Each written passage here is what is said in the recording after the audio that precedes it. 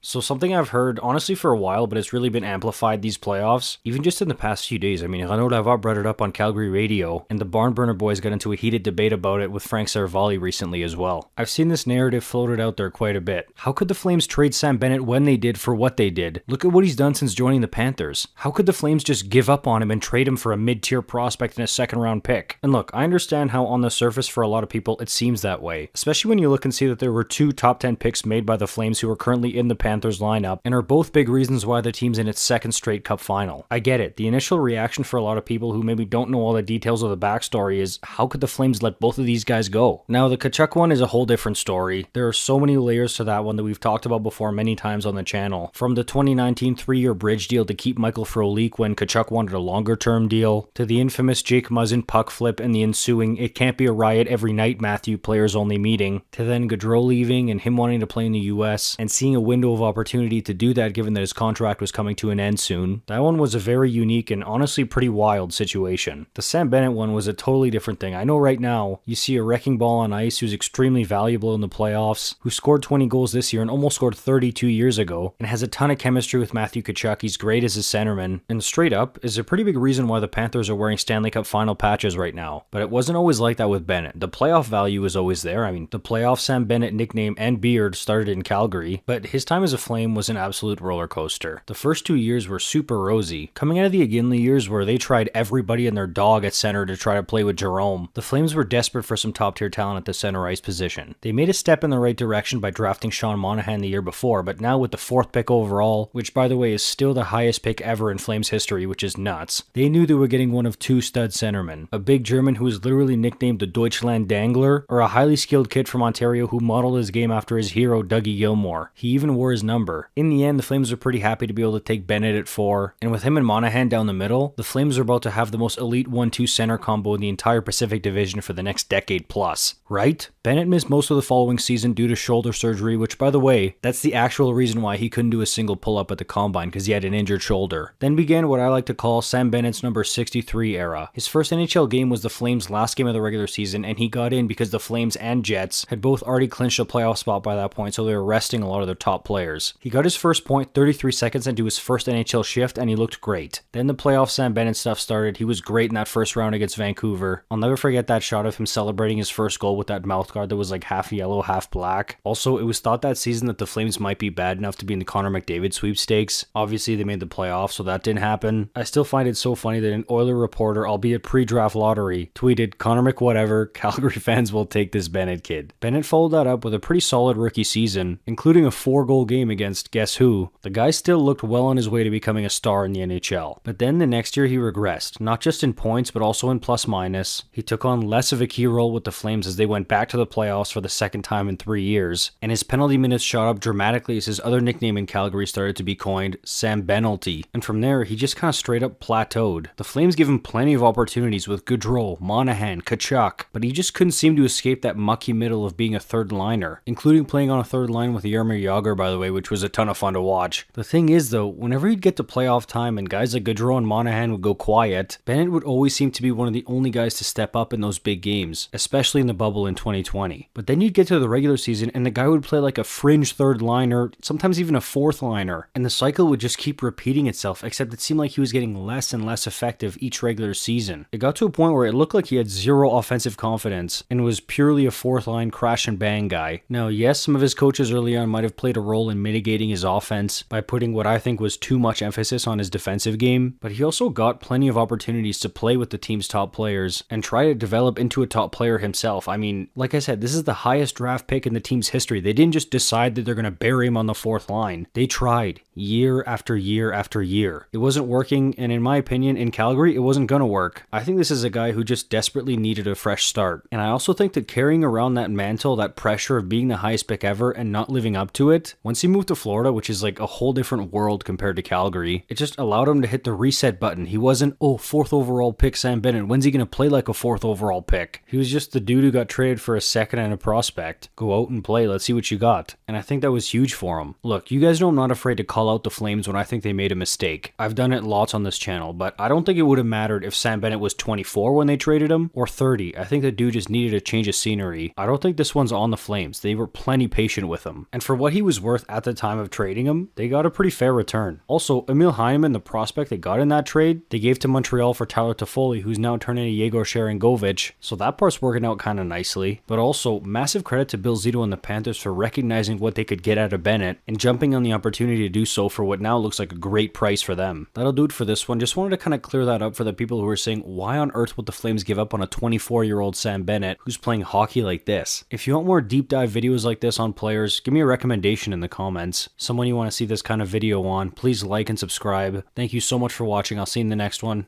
You're awesome.